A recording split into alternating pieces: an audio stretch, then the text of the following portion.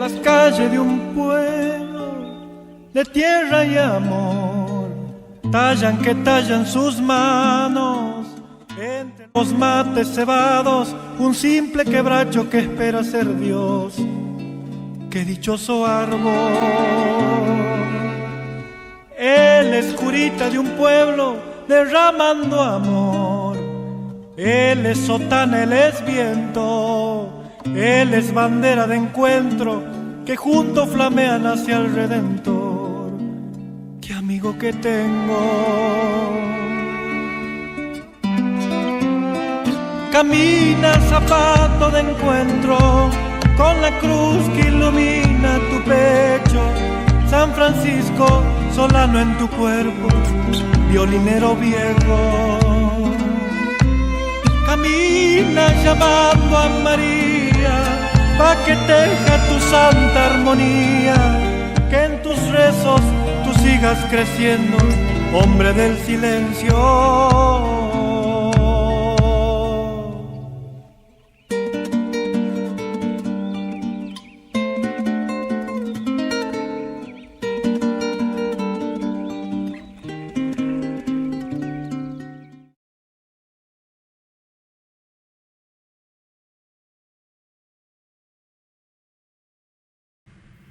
Queridos amigos, una vez más nos encontramos en el zapato del encuentro, en el caminar, en buscar la oveja hambrienta de verdad, en buscar la verdad, sobre todo, que es Cristo en primer lugar. Bueno, hoy tenemos un programa también especial, continuando con el mes de julio, el mes también de la sangre de Cristo, ¿no? y de la independencia. Bueno, en primer lugar quería decir, porque hoy tenemos un invitado especial, amigo, tenido en otras oportunidades, Ricardo Andrilli, profesor, ya vamos a hablar con él, pero antes recordar que este programa se transmitirá esta noche también en YouTube y por FM Creación 97.7, también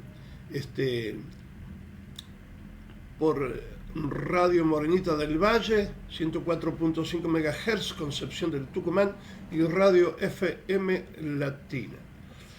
Bueno, y vamos a tener al profesor Luis Roldán, pero no ha podido asistir porque le cambiaron el horario de vuelo en su vuelo que venía de Brasil, así que no pudo asistir lamentablemente, que son amigos también con Ricardo.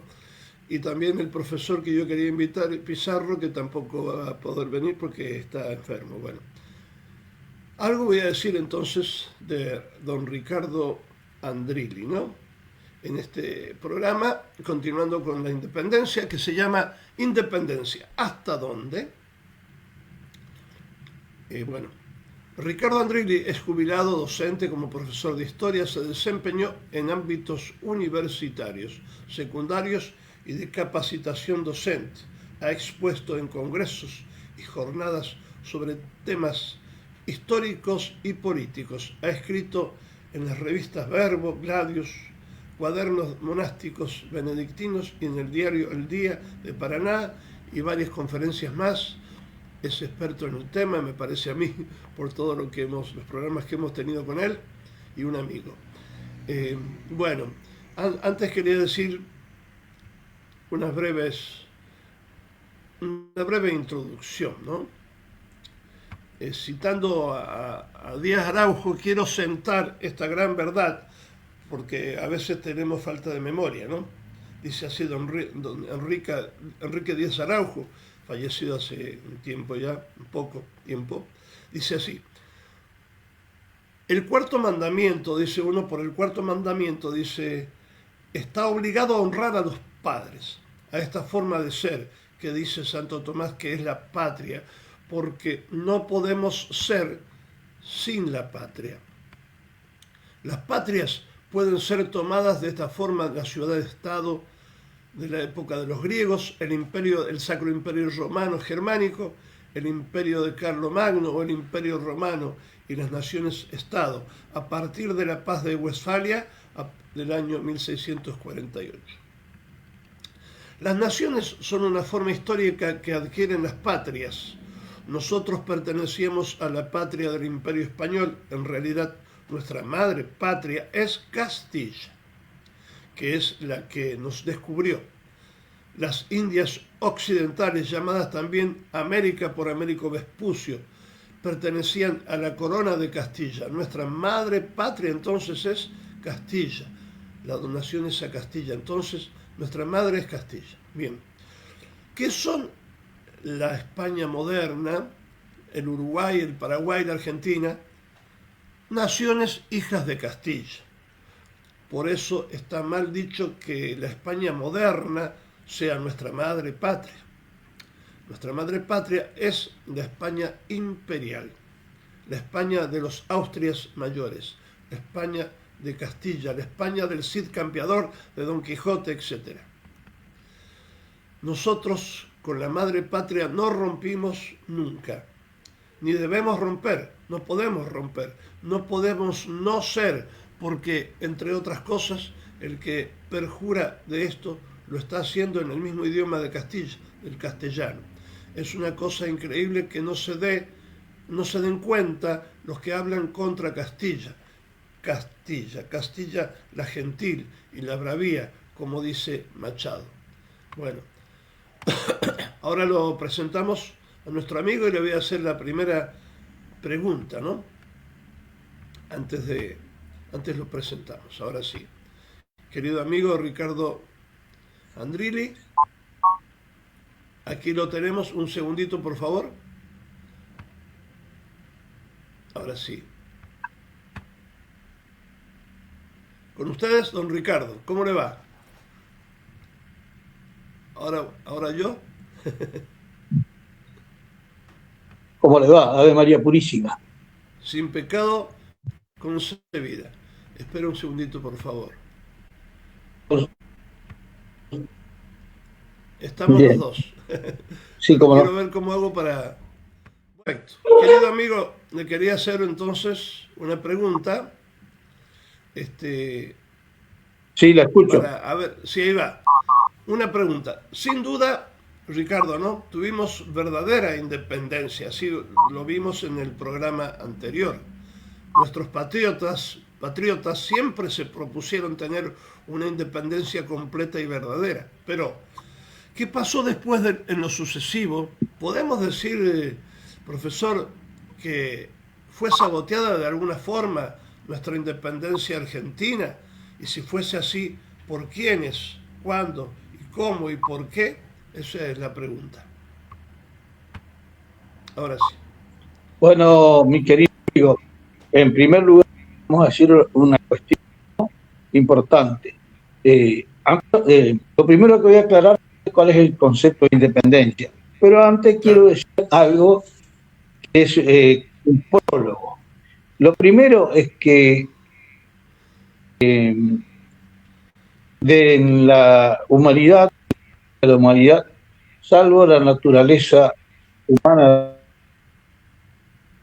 de nuestro Señor Jesucristo, ningún ser humano después del pecado original que no tenga las consecuencias del pecado original, ¿no?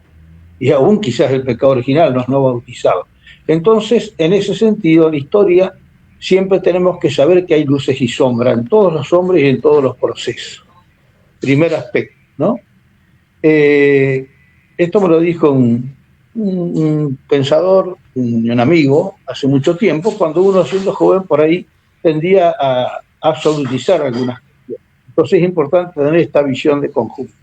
Lo segundo, así como especie de prólogo, es que los procesos históricos no son simples y se barajan muchas cosas y muchas influencias, internas y externas, y eso más allá inclusive de las intenciones de los hombres.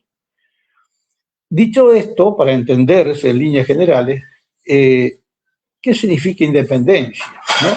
En realidad, el ser humano, en su naturaleza es social, político por naturaleza, se relaciona con otros, constituye patrias, estados, naciones, ¿no? Sociedades políticas organizadas gradualmente, y eso lo lleva siempre a tener relaciones que implican una cierta dependencia, porque no somos perfectos, no somos Dios. El hombre, si no es sociable, es un animal o es un lobo o es un dios. O sea, la sociabilidad está como fondo de todo proceso histórico.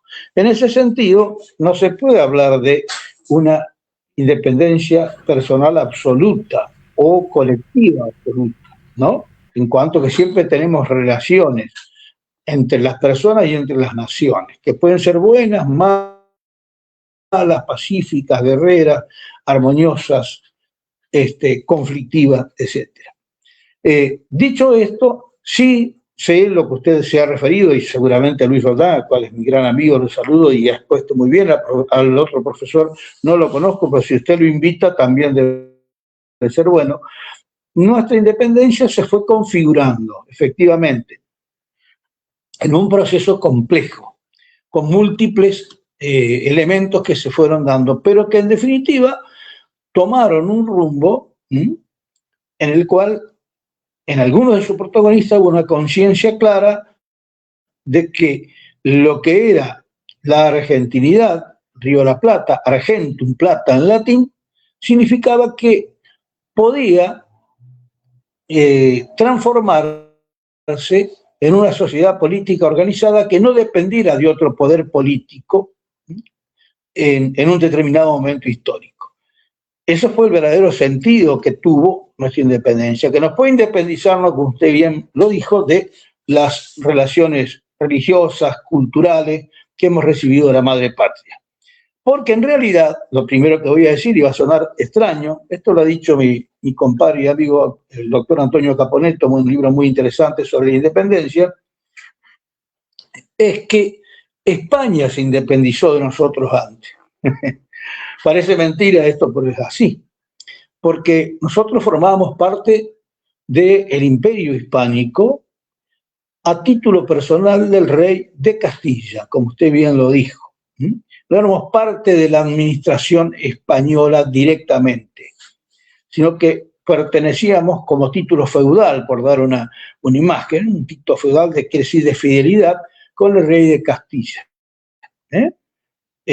Y ese imperio, que era el imperio español, Isabel y Fernando en primer lugar, y luego de su nieto Carlos I de España, V de Alemania, tuvo un sentido con la dinastía de los Austrias, sobre todo los Austrias mayores, Carlos I, V y Felipe II, y después mínimamente en Felipe III, Felipe IV, Carlos II, ya decadente de los Austrias, pero todavía mantuvo el sentido de un imperio misional, católico, que se extendía no solamente hacia Occidente, sino también hacia Oriente, la zona de Filipinas, con un sentido muy claro de evangelización, ¿no? Inclusive con la aprobación en cuanto a la evangelización, ¿no es cierto?, de los papas reinantes en ese momento. También, por supuesto, esto significaba una organización política imperial, significaba también un sistema económico que era más bien, mal llamado mercantilismo, sino más bien proteccionismo de las economías de los nuevos reinos que se fueron fundando, porque nunca fuimos con los Austrias colonia, pero cuando termina la línea sucesoria de los Austrias y toma el trono la dinastía de los Borbones allá por 1700 con el duque de Anjou, Felipe V, comienza una etapa desgraciada para América, porque la concepción afrancesada y centralista, nos acordamos de Francia ayer el 14 de julio, aniversario de la nefasta revolución liberal y masónica francesa, y de la feliz eliminación de Francia deportivamente. El afrancesamiento de los Borbones llevó a perder el sentido imperial y a transformar o considerar a las Indias orientales y occidentales no partes autónomas del Imperio Español, más allá de las luces y sombras que haya habido, pero partes evangelizadas, constituidas por universidades, por organismos propios de administración, etcétera, etcétera, etcétera, a considerar las colonias dependientes de una metrópoli, o sea, incorporada a ese imperio centralista que quitó autonomía a los cabildos, que fue transformando los virreinatos y gobernaciones en dependencias manejadas por, hay veces, malos funcionarios, no todos, por supuesto, no todos negros, no todos blancos, y todo eso creó un gran resentimiento, digamos, en todos los dominios hispanoamericanos, entre ellos el Río de la Plata. Plata significa argentum, el famoso poema, la famosa alusión de Marechal, parafraseando de alguna manera a Martín del Barco Centeno, era el primer poeta que dice hay que redescubrir el ser argentino del olvidado reino, en 1617, en el poema de la Argentina. Y Marechal dice, hablando del sentido argentino como plata, pero no como guita, sino la plata como de tal precioso, no olvides que eres plata, signo de la humanidad, la heráldica, y que la plata espejea el oro, que es la divinidad. Ese es el destino de ser argentino, dado por ese imperio español. Lamentablemente los Borbones se olvidan de esto y empiezan a tomar, digamos, los Borbones españoles a estar en la órbita francesa, con el absolutismo monárquico y el despotismo ilustrado, que no es cristiano. Son monarquías ya cada vez más influidas y cada vez más preñadas, por usar una presión fuerte, del iluminismo que se va instaurando junto con la masonería en Francia y en los reinos europeos. Entonces ahí viene que España se va independizando de esa misión providencial de ser un imperio católico. Y nosotros empezamos a sufrir esas consecuencias, no solamente, por supuesto, en ese aspecto religioso e imperial, sino también en cuestiones políticas y económicas. Porque ya no interesaba la unidad del imperio, sino que la metrópoli la pase bien. Y ahí tenemos una serie de desgracias que van haciendo esta política borbónica a Portugal e Inglaterra. Portugal está en la órbita de Inglaterra siempre, y con Brasil usurpándonos a nosotros.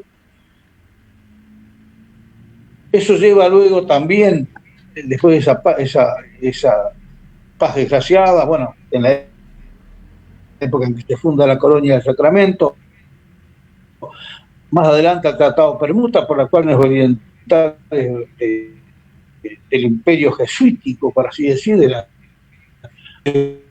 la guerra guaranítica, y luego la expulsión de los jesuitas, que según el padre Castellani, junto con la batalla de Caseros, son los dos acontecimientos más nefastos de la historia argentina. Entonces, España, con todas esas medidas, que aquí las sentíamos, porque resulta que venía Pedro de Ceballos y los indios guaraníes luchaban contra los mamelucos portugueses en la batalla del Bororé, retomar los territorios. Pedro de Ceballos quería recuperar todo lo que Brasil no había usurpado, y luego los tratados firmados por la monarquía borbónica para salvar a la metrópoli de la presión anglo-portuguesa, y con una Francia que estaba también de alguna manera en crisis, hasta que estalló la nefasta revolución y vino el emperador tirano que, aunque fuera un genio militar, difundió las ideas de la Ilustración, Napoleón. Entonces estábamos nosotros, América, en medio de eso. ¿En medio de qué? De una España que renunciaba de sí mismo, que era un títere de Inglaterra o de los reyes déspotas franceses, y luego de Napoleón, ¿no? Ya entrando el siglo XIX, sufriendo las invasiones territoriales inglesas, que no fueron 2, fueron 8, decía Fermín Chávez en toda la historia, y digamos también sufriendo la amenaza de Napoleón y la invasión de Napoleón y la intervención de su hermana Bonaparte, Pepe Botella, en España. Ante eso, ya España nos había soltado la mano y quería manejarnos de distintas maneras. E Inglaterra tenía un viejo plan de destruir el imperio español, ya desde la época de los Austrias, con artilugios masónicos, con algunos españoles que también no tenían conciencia de lo que era esto y se prestaban a eso también. Entonces, ese plan inglés de desarticular el imperio, más la España que nos abandonaba y estaba en manos de Napoleón, hacía que estuviéramos en un gran signo de interrogación. ¿Qué hacer los hispanoamericanos? Entonces se produce un proceso que nos lleva paulatinamente a la autonomía y posteriormente a la independencia. Pero en ese proceso se van mezclando muchas esas influencias extranjerizantes. Fundamental la estulticia de Fernando VII cuando vuelve al trono, que quiere volver como un déspota en vez de reconocer lo que nosotros hicimos para tratar de conservar en los buenos patriotas, no fueron todos, el Imperio Español en su unidad, e intenta volver a sujetarnos a un estilo colonial, y por supuesto Inglaterra, que aquí hay una cosa que aclarar, y después vamos a desmenuzar el tema de la política inglesa. ¿A Inglaterra le interesaba la independencia? Sí y no. A Inglaterra lo que le interesaba era tener en la dominación española el acceso al libre comercio y a conseguir por el sometimiento financiero y económico lo que no consiguió por las armas. Entonces, si le convenía mantener la unidad del Imperio Español para contenerlo a Napoleón, no preconizaba la independencia, sino la fidelidad al rey cautivo, que era en realidad un entreguista, Fernando, el deseado. Y si desaparecía el peligro de Napoleón, entonces seguía con aquella política del Foreign Office y de los espías injertados en todos los puntos centrales del Imperio Hispánico para realizar una pseudo-independencia, balcanizando el Imperio Español con naciones coloniales y semicoloniales. Se dicen semicoloniales porque no eran directamente ocupadas por territorio, cosa que se hizo después Francia en África, por ejemplo, sino que esto decían, no, fracasamos con las armas, ¿para qué gastar sangre inglesa? Triunfemos con las finanzas, los empréstitos y nuestros amigos americanos, que nosotros les llamamos los cipayos, de los cuales tenemos notable experiencia, inclusive en la actualidad, con los sofismas de siempre, del libre comercio, de la inversión del capital extranjero y todas esas cosas. Esto es lo que digo para hacer una especie de introducción y responder a su pregunta. Sí, la independencia, que fue también producto de circunstancias combinadas, se realizó con, digamos, aquellos que la vieron profundamente como debía ser y aquellos que se prestaron conscientes, algunos semiconscientes, al juego del imperialismo inglés, que fue el que socavó esa independencia. Responder la pregunta.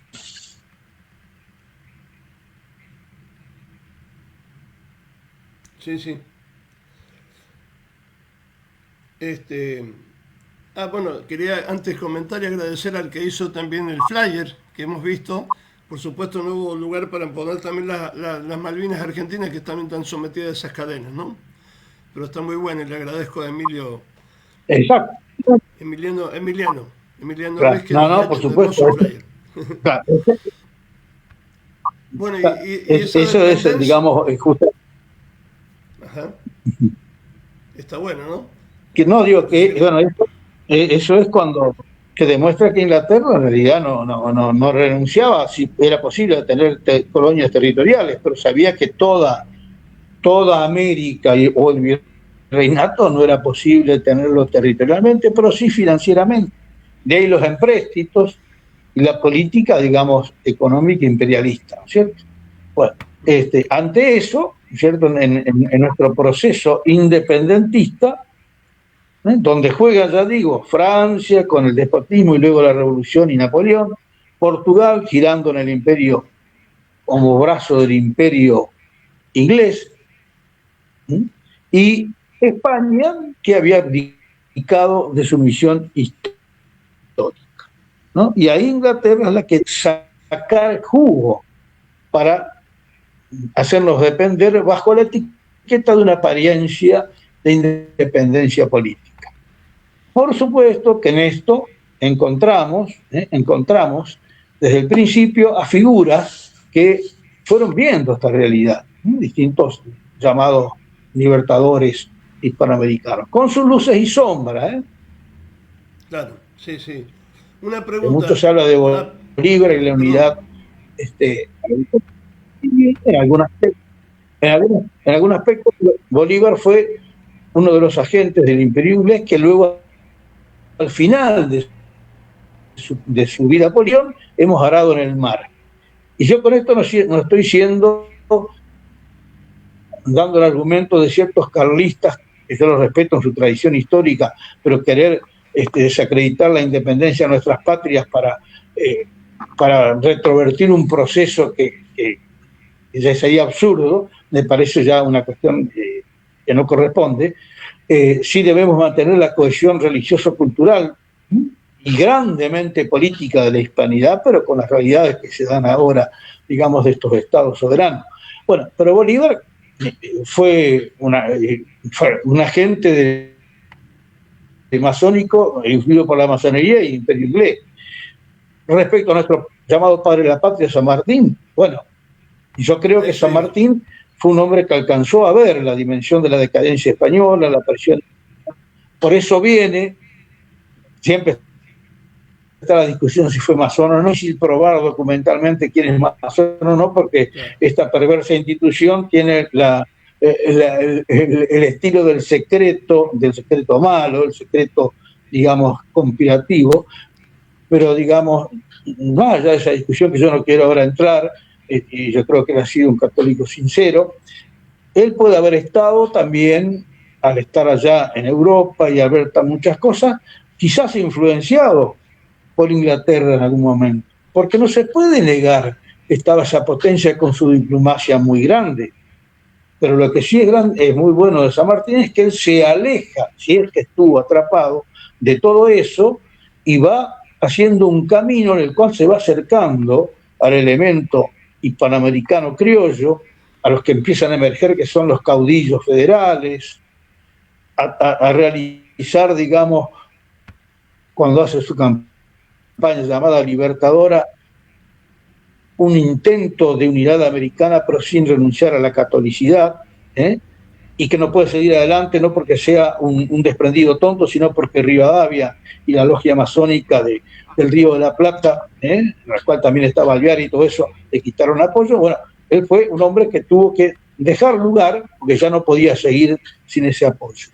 Yo creo que ahí está, se ve clarito en ese itinerario de San Martín, muy bien redactado, en algunos artículos de revista Gladius, ¿no es cierto?, donde hablan, ya me voy a acordar el nombre del autor, sobre San Martín y el liberalismo, cómo él va tomando distancia y dándose cuenta de todo esto.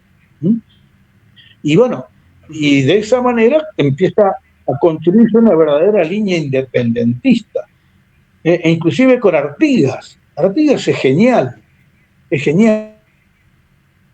inclusive Artigas con la Liga de los Pueblos Libres del Congreso de Oriente o Arroyo de la China el 29 de junio de 1815, cuando izan la bandera, que es la bandera nacional con la diagonal de sangre, la veta roja, en ese izamiento se produce una proclama de la cual no quedan documentos porque se perdieron, porque lo robaron o porque no tenían necesidad de escribir un documento donde proclaman, y él lo dice en una carta a Pueyrredón, ese es el documento probatorio inclusive, que ahí los pueblos libres artiguistas se declaraban independientes de toda influencia extranjera, española o la que sea, pero en común unión con todas las provincias del Río de la Plata. Entonces fue un año antes, y él fue el que clarito vio al enemigo portugués con Inglaterra detrás y a la España decadente, y peleó, como dice Zorrilla de San Martín, por una independencia en la cual, como dice Zorrilla, su principal biógrafo, Artigas no necesitaba dejar de ser católico heredero de Hispanoamérica para además proclamar y defender la independencia y el federalismo lanza en mano. No necesitaba abdicar de eso, ni nunca abdicó de eso, ¿cierto? Entonces ahí empieza a darse ese emerger de los caudillos, esa relación de San Martín que tiene con Güemes, con algunas correspondencias con Artigas también, en donde San Martín va tomando conciencia de lo que es como buen nacido español americano que era, nacido en Yapeyú, una reducción, la capital nacional de la música de las misiones, donde se fabricaban instrumentos de música.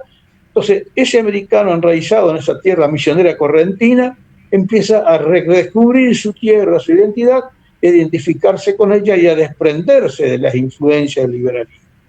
Que siempre las hubo y siguieron habiendo, sí, uno nos explica cómo Monteagudo fue secretario de San Martín en Perú. Sí, es realmente misterioso que ese hasta medio sacrílego, que junto con Castelli hicieron varias cochinadas en el norte, siguiera estando al lado del Libertador. Y bueno, ahí está lo que digo de las luces y sombras y los entreveros diplomáticos, políticos, etcétera. Pero tenemos que aprender en la historia a sacar balance y decir una cosa es San Martín, otra es Rivadavia. Una cosa es Artigas, otra es Alvear. O sea, unos están en una línea de patriotismo hispanoamericano independiente y otros están en una apariencia de independencia, empeñados en los empréstitos, en las logias masónicas, en el imperio inglés. Yo creo que eso tenemos que verlo claro, tenemos que verlo claro. Es por líneas, ¿no es cierto? Y además una cosa que quiero decir, y no me importa que me tilden de populista o lo que sea, porque eso es una espadachín del liberalismo, un gran libro que él tiene, que habla justamente de la política británica, que se llama Proceso al Liberalismo Argentino. Él lo dedica al libro, dice, al gran protagonista de la historia, que es el pueblo argentino. Muy bien. Alguno dirá, populismo, inclusive algún nacionalista medio retrógrado podrá decir, populismo, porque al final siempre hay conductores. Nadie niega eso. Lo que hay que decir, una cosa es el concepto de pueblo y otro el de masa. El pueblo está formado por los conductores, que son los que dirigen, guían, corrigen, llámese Artigas, San Martín, llámese los distintos caudillos, y por las distintas entidades orgánicas que conforman esa comunidad orgánica que es un pueblo.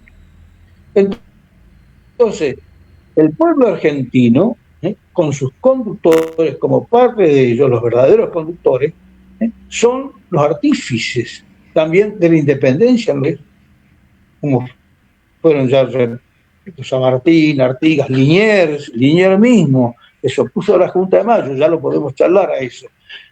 Y otros fueron los grandes conductores con el apoyo de inclusive las comunidades más sencillas, negros, pardos, morenos, criollos, españoles, americanos, españoles peninsulares, pero que querían la tierra. Lo que nos faltó a nosotros siempre fue, dentro de los 3 elementos que constituyen una sociedad política organizada, o sea, el elemento de unidad de mando, llamado monárquico, siempre estuvo. Llámese al principio Saavedra, que no fue del todo el conductor que debía ser, llámese Liniers, antes, Guanandario, Garay, llámese luego San Martín, Rosas, Reyes sin corona, pero el elemento monárquico, la comunión con los distintos estamentos orgánicos se vio en las invasiones inglesas, se vio en la lucha contra los portugueses, se vio en la lucha contra Inglaterra y Francia en obligado, pero lo que nos faltó siempre a nosotros fue el elemento aristocrático. No en cuanto que no hubiera caudillos subalternos, eso sí estuvieron, pero me refiero a la aristocracia intelectual y pensante, cultural, que pudiera darle un fundamento y veces al conductor. ¿Y esto por qué? Porque tristemente en nuestras universidades borbónicas, transformadas después de los Austrias, entraron las ideas del iluminismo volteriano, rusoniano y todo eso, que influyó muchísimamente en la formación de las élites intelectuales que tendrían que haber sido la verdadera aristocracia, claro, que acompañara a los conductores y al pueblo, que sí estuvo presente en las grandes luchas. El pueblo, las invasiones para Santa Clara, auxílianos, no eran los herejes. Y escribían viva el rey también, creyendo que el rey era lo que no era. Entonces, ese pueblo estuvo. Pero sin embargo, cuando estuvieron los ingleses en las invasiones, Saturnino Rodríguez Peña ayudó a escapar a Beresford y a que se sacara el tesoro real de acá. Castelli, un hombre de la Junta, también implicado en esas cosas. Otros más también de las primeras juntas, hasta, con todo respeto, el mismo general Belgrano, que yo creo que en el fondo después rectifica su postura también, al ir tomando conciencia, entró era esa especie de clan muy vinculado a los intereses ingleses y al carlotismo portugués. Después toma conciencia y se transforma en el general que hemos visto que condujo las luchas gloriosas de nuestra independencia, igual que San Martín, y nunca dejó de ser un hombre católico, aunque él mismo dice que en la época de efervescencia de Europa, ellos veían tiranos por todas partes y se contagiaron de las ideas liberales de ese momento. Él lo reconoce, pero lo reconoce como algo malo. Pero estuvo en esos primeros momentos en ese grupo, que no tenía las cosas tan claras al principio de lo que era la independencia.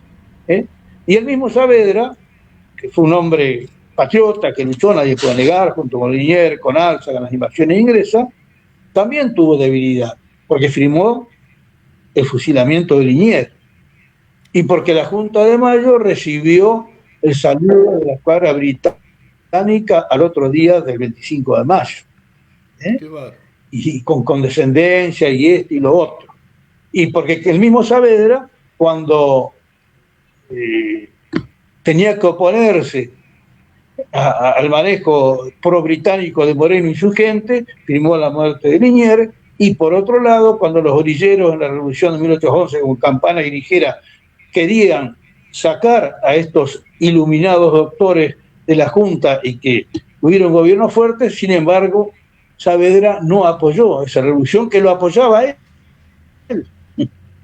Y después le pagaron como le pagaron. Yo creo que nadie le quita méritos a Saavedra en muchas cosas, pero no alcanzó a ser el conductor y a tomar conciencia de su tarea de conductor. Y fue engatusado por muchos y no tuvo la firmeza de tomar realmente el mando como es. Si después se pierde medio en la oscuridad de la historia, escribe unas memorias en las cuales muchos, es decir, Moreno, pero tampoco es que hubo, me parece, un saavedrismo como encarnación de lo propio totalmente, aunque sí la liberal morenista de Castelli y toda esa gente, pero no fue todo lo que debiera ser. Un respeto muy grande por Atanasio Duarte. ¿Quién fue Atanasio Duarte? Fue el oficial que en ese, digamos, reunión de los patricios después del 25, cuando Moreno pasa y no lo dejan entrar y después escribe ni ebrio ni dormido, hemos de dar privilegio, bueno, todo ese tema, estaba un poco pasado de copa festejando lo que se había empezado a hacer con los patricios por detrás, saca una corona de dulce, se le da a la esposa Saavedra y Saavedra la recibe y después se la devuelve, como diciendo, usted tiene que ser el emperador de América. Pero ya Atanasio Duarte, aunque tenía una copa de más, estaba proclamando una independencia con el criollaje ahí. Y bueno, el morenismo hizo que se lo deportara a Atanasio Duarte. Y Saavedra, que podía haber reaccionado y haber dicho, sí, yo voy a ser el emperador, el conductor de América, en estas circunstancias donde el imperialismo inglés y francés nos amenaza, tomo la posta, queda ahí tranquilo y deja que lo deporten a Atanasio Duarte. No estoy condenando a Saavedra, estoy repitiendo lo que dije al principio. Salvo la Santísima Virgen, la Santísima Humanidad de Cristo, no hay naturaleza que no sea herida. Y estas cosas demuestran que esa autonomía de la Junta de Mayo, que no dejó de ser jurar ante Dios, fidelidad al rey, y esto de la máscara de Fernando no es cierto. Después algunos sacaron eso, pero no es cierto. Fue sincera la cuestión. No estoy diciendo que esa Junta de Mayo fue un comienzo, quizás no buscado, pero sí previsto, de autonomía. Y que ahí está buenísimo la obra de Díaz Araujo, Mayo revisado. Si Hugo Guas en años 10 demuestra que la revolución fue católica y no fue masónica, que tuvo un apoyo popular, aunque no estuvo a los gritos la gente en la plaza, salvo en algunos momentos nada más, pero que fue conducida por verdaderamente buenos patriotas. Si lo muestra eso Hugo Guas, está muy bien. Y si Díaz Araujo demuestra perfectamente que lo hecho en la Junta de Mayo respondía a lo considerado en las leyes de India, que fue un acto de puro derecho positivo indiano, estamos de acuerdo, y que eso luego llevó de la autonomía a la independencia, perfectamente, pero siempre hubo cosas mezcladas. Fíjese una cosa y ya termino con esta parte para que después pregunte o comentemos otras cosas. Cuando se declara la independencia el 9 de julio de 1816, por mucha presión de San Martín, con los diputados afines a él, se declara de los reyes de España y la metrópoli. Y solamente el 19 se agrega, y de toda dominación extranjera. ¿Por qué no se puso al principio eso? También respeto, porque la Asamblea de Tucumán o el Congreso de Tucumán fue mucho más legítimo y más vinculado a lo nuestro que la liberal Asamblea del año 13, en la cual echaron a los diputados artistas con sus instrucciones. Entonces, ese Congreso de Tucumán tenía muchos de sus integrantes que estaban en el complot carlotista, sin darse cuenta, o quizás sí, no lo sabemos, Dios lo sabrá, casada con el regente de Portugal que estaba en Brasil, con la invasión napoleónica, Juan Braganza,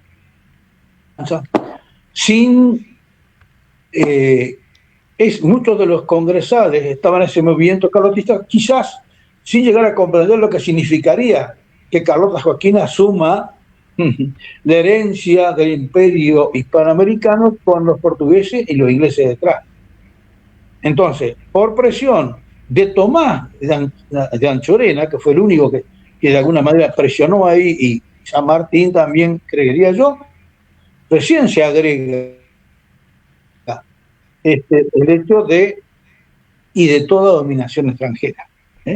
Y ahí tuvieron que agachar la cabeza porque había presión San Martín de algunas de los de julio.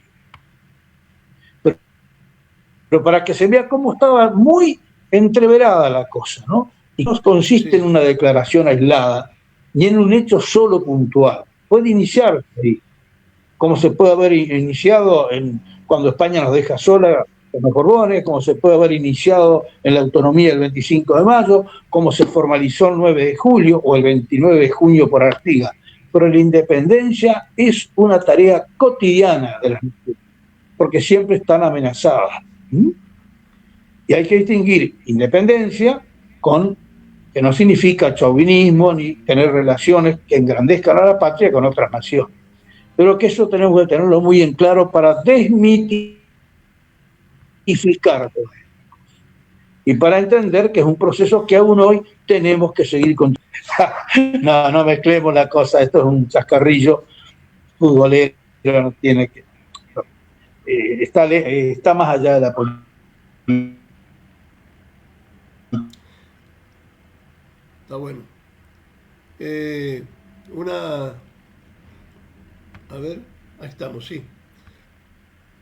Bueno, es verdad que hay una mezcla, pero sabemos que hubo además independencia plena, hablando de la independencia y verdadera, en tiempos de la Junta Grande, el directorio de Pueyrredón, la Confederación Argentina y las autonomías provinciales con los caudillos y Rosas, creo que usted dijo algo, la neutralidad en las guerras mundiales con Irigoyen, con Castillo, con la Revolución Nacional de 1943, con el justicialismo de Perón, qué sé yo.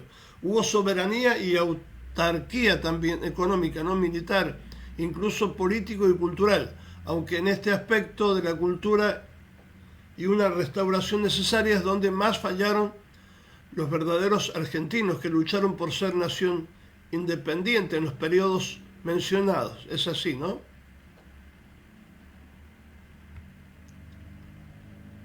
¿Habla?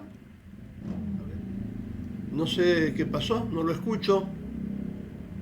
Hola. Ahora sí, ahora lo escucho perfectamente. No sé qué habrá pasado. Bueno, son los demonios de las redes, ¿vio? Los demonios de las redes.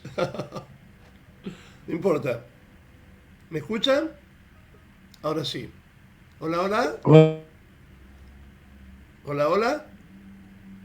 Hola, hola. Sí, hola, hola. Lo escucho perfectamente. ¿Usted me escucha?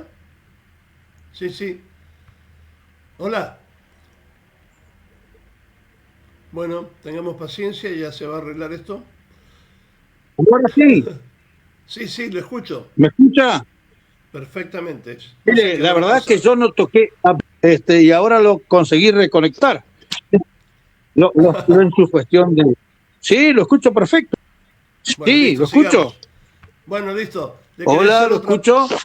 Yo también, lo Bueno, escucho. perfecto. Bueno, No, no, sigamos. sí, mire, fue una cuestión sola que se apagó esto. O es un inglés o es un demonio que anda dando vueltas por ahí. Sí, sí, sí, algún demonio, sí. Bueno, le quería hacer esto, no, no soy muy conocedor de este tema.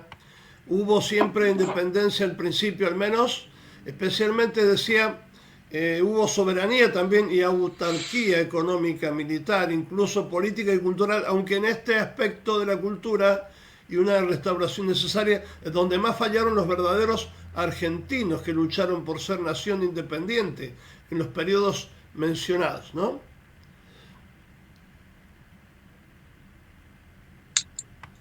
Bueno, y le quería... Sí, sí, Sí, sí. recién lo acabo de escuchar porque usted se me cortó. Ah, bueno, bueno, no sé por qué.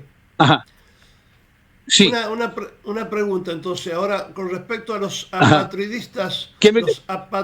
¿Eh? Sí, ah, diga. sí, sí, sí, lo escucho. Perfecto. Bueno, con No, respecto no, a con los... respecto a los apatridistas, ¿qué Sí, necesitaba no, los usted? apatridistas Ajá. neocarlistas, ¿cuál fue su confusión, diríamos, que sostienen que siempre y sistemáticamente fue una farsa la independencia argentina, ¿no? Y toda independencia hispanoamericana, ¿puede ser? Sí, seguro que es, pero digo, es por eso para llevar agua a su molino, la monarquía Sí, española. sí, a ver, sí, mire, los carlistas actuales, yo respeto la tradición, lo que se llama la tradición carlista.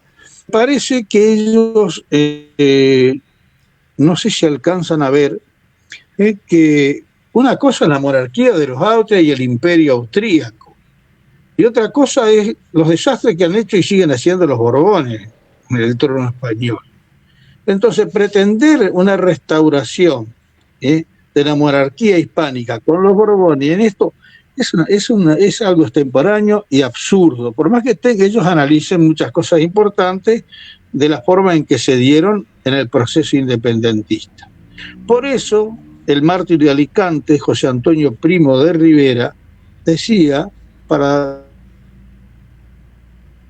distanciarse de alguna manera, no de la comunión tradicionalista que junto con ellos lucharon en la guerra civil, sino de algunos que pretendían una restauración monárquica, decía José Antonio, yo respeto la monarquía como institución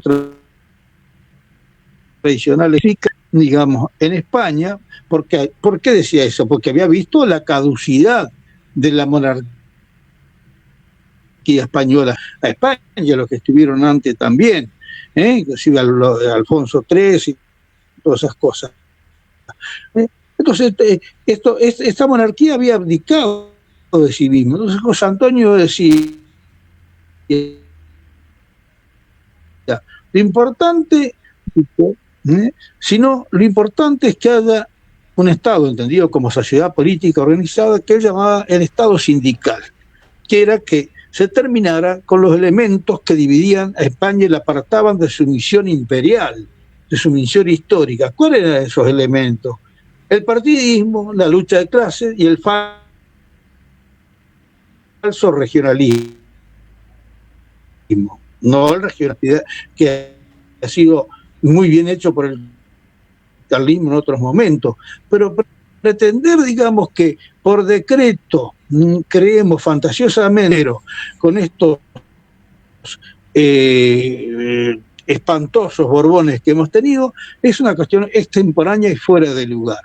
Y yo creo que en la independencia nuestra, como le dije, aunque ha habido luces y sombras, ha habido una línea histórica hispanoamericana, patriota, como dice Díaz Araujo, las naciones que se fueron configurando, cuando se estuvo encarnada ya lo digo, hombres previos a la Declaración de Independencia, como Hernandarias, que luchó contra los portugueses y los ingleses,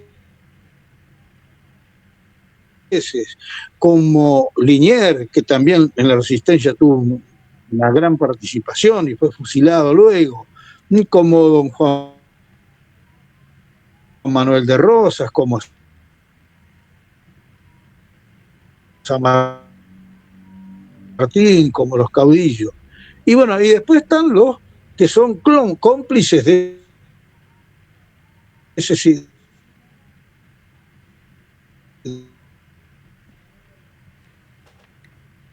del cipallismo y de las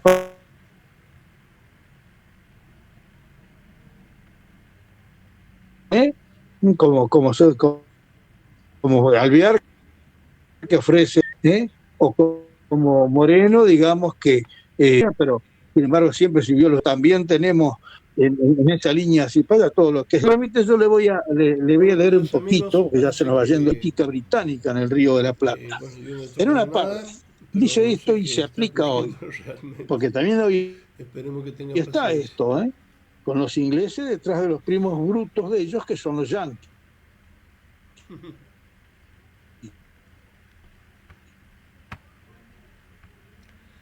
Bueno, mientras tanto voy a leer algo que tengo aquí sobre este tema. Decíamos que los apatridistas neocarlistas sostienen que siempre y sistemáticamente fue una farsa la independencia argentina, decíamos, ¿no?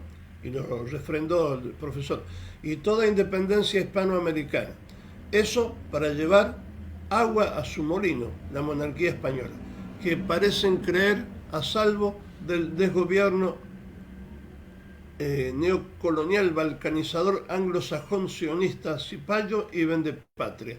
Nada más alejado de la realidad. A ver ahora si lo tenemos el profesor. Sí, todavía no, parece. Bueno, seguí entonces. Fue la monarquía borbónica, iluminista, liberal, regalista, ilustrada, francesada, modernista, de pleno espíritu moderno, la que puso el imperio entero, su economía, riqueza, universidades, territorios, en manos de los poderes políticos, financieros de inglés y francés. Bueno, eso ya lo había dicho más o menos antes, pero lo repito. Fueron los pueblos peninsulares las primeras víctimas de la política de una dinastía francesa jansenista, iluminista y liberal, pero sobre todo anti-española. Mataron el imperio los mismos reyes borbones. España misma dejó de ser independiente definitivamente desde la farsa de Bayona de 1808. A diferencia de nosotros, solo recuperó su soberanía efectiva desde 1939 hasta la muerte de Carrero Blanco y del mismo general Franco en 1975. Nosotros tuvimos muchos más periodos de independencia soberana que los españoles. Bueno, parece que lo hemos perdido al profesor. Bueno, finalizamos, queridos amigos, esta programación, esperando que nuestra patria sea alguna vez verdaderamente libre de tantas cosas que nos acosan. Hoy es peor que nunca, hasta nuestra patria verdaderamente mal. Rezamos a Dios solamente cuando se vuelva a Dios, a Cristo, verdadero, por decirlo de una forma justa, entonces la patria va a volver a sus orígenes, a los que la fundaron, como San Martín, Belgrano, Rosas y todos los caudillos de nuestra patria. Mientras tanto seremos esclavos de esas cadenas que va atando también el demonio en lo espiritual, y los que son siervos del demonio también en nuestra querida Argentina. Le pedimos al Señor que nos asista a través de su Madre Santísima la Virgen. Le agradecemos al señor al profesor Andrilli, que habló tan claro como siempre, y lo que escucharon. Tendremos otro programa más adelante. Por ahora vamos a hacer una oración y después, en todo caso, terminamos. Le agradezco y disculpen, no tuvimos ocasión de terminar la charla del profesor Andrilli, que seguramente ha tenido un problema técnico que todavía no sé cuál es, pero seguramente algo pasó. De todas formas, lo dejamos para más adelante, ¿no? Bueno, rezamos a la Virgen. Dios te salve María, llena eres de gracia, el Señor es contigo. Bendita tú eres entre todas las mujeres y bendito es el fruto de tu vientre Jesús. Santa María, Madre de Dios, ruega por nosotros pecadores, ahora y en la hora de nuestra muerte. Amén. Y la bendición de Dios Todopoderoso, del Padre y del Hijo y del Espíritu Santo, descienda sobre ustedes y permanezca para siempre. Nuevamente agradezco al profesor Andrilli, que se explayó también con tanta claridad como nos tiene acostumbrados. Dios nos bendiga, viva nuestra patria, viva la Argentina.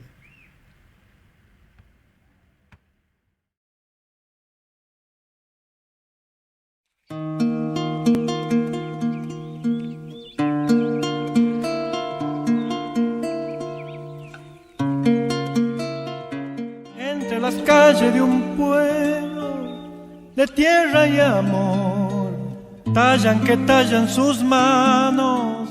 Entre los mates cebados, un simple quebracho que espera ser Dios. ¡Qué dichoso árbol! Él es curita de un pueblo derramando amor. Él es sotana, él es viento. Él es bandera de encuentro que juntos flamean hacia el Redentor. ¡Qué amigo que tengo! Camina zapato de encuentro con la cruz que ilumina tu pecho. San Francisco, solano en tu cuerpo, violinero viejo. Camina llamando a María, pa' que teja tu santa armonía, que en tus rezos tú sigas creciendo, hombre del silencio.